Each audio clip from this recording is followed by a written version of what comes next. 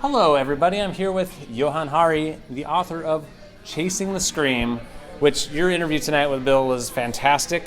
I want to know, welcome to the show, first of all. This is your first time on Real Time.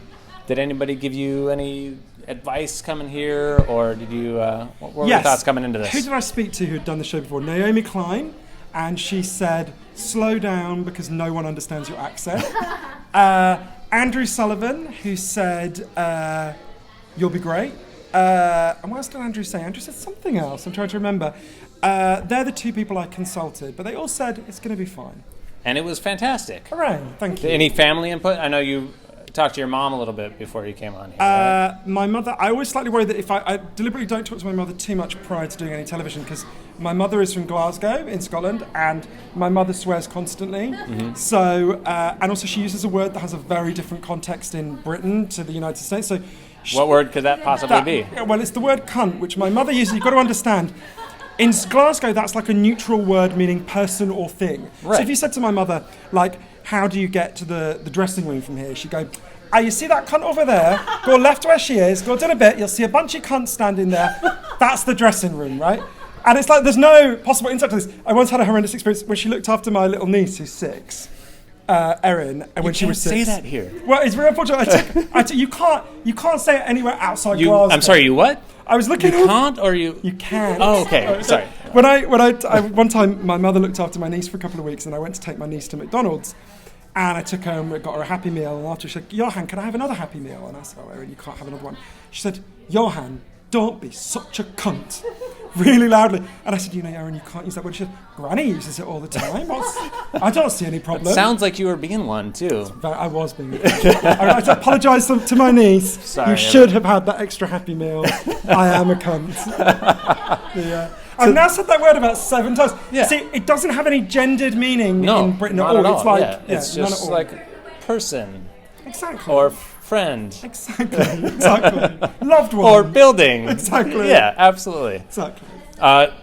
Tonight on the show, you're talking to Bill about the drug war. Yeah. And I know that you know how this whole thing came about. When I was born, it was on. I was going to DARE and learning about how bad drugs are.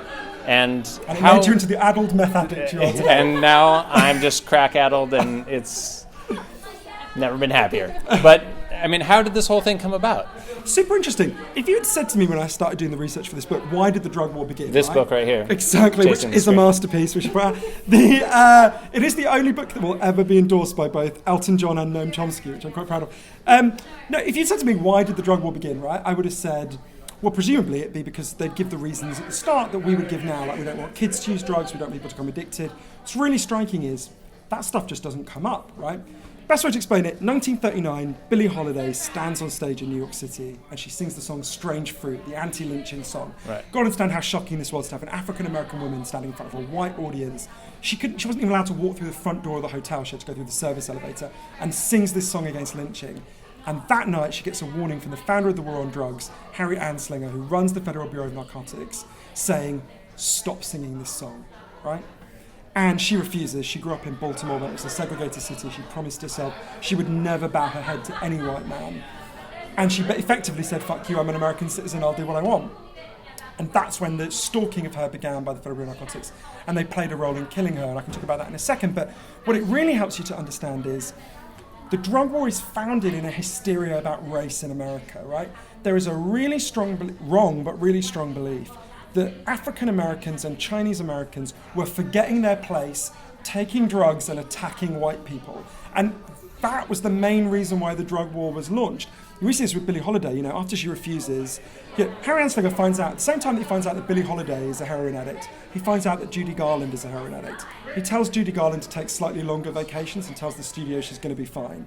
Billie Holiday, first of all, he sends you couldn't really send a white guy into Harlem to stalk Billie Holiday, right. So he employed an African-American agent, even though he hated doing it. And this guy called Jimmy Fletcher follows Billie Holiday around for 2 years. He dances with her, he watches her. And what's amazing is Jimmy Fletcher fell in love with her because she was so amazing. And his whole life he felt ashamed of what he did. He busts her, she's put on trial. She said about the trial, it was called the United States versus Billie Holiday, and that's how it fell.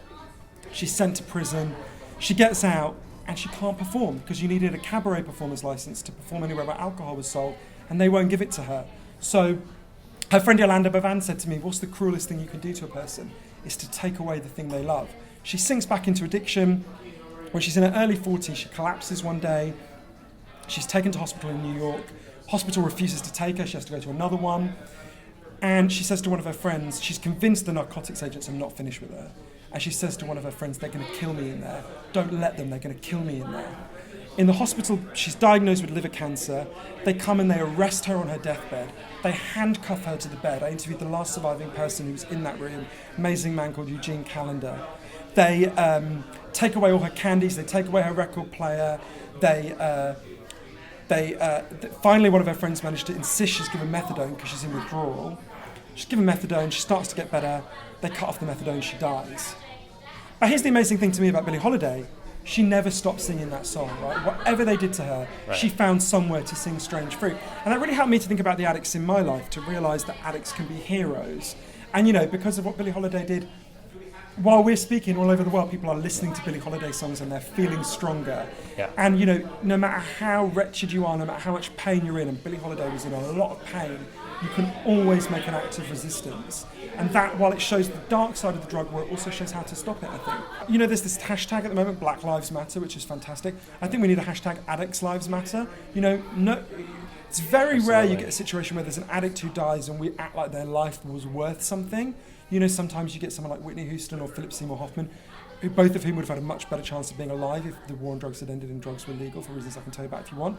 But most of the time addicts are so dehumanised. It's one of the reasons why I tried to tell the book, which is about all over the drug war and this lots of different right people.